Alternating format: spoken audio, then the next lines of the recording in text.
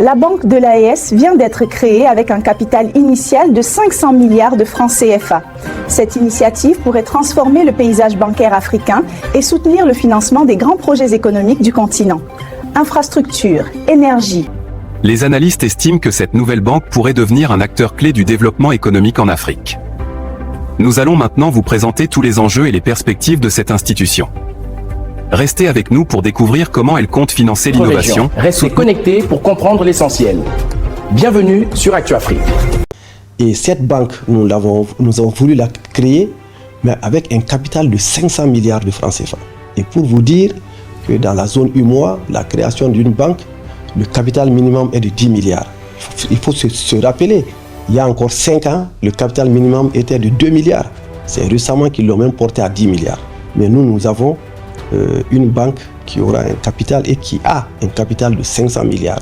Déjà, les 3 États ont versé une part importante de leur participation au capital et le prélèvement communautaire AES va contribuer pour environ au moins 40% dans le capital. Il est également demandé à la nouvelle équipe qui va être installée de pouvoir développer toutes les énergies, toutes les intelligences nécessaires pour pouvoir améliorer de façon interne et externe le capital, en tout cas les fonds de cette banque.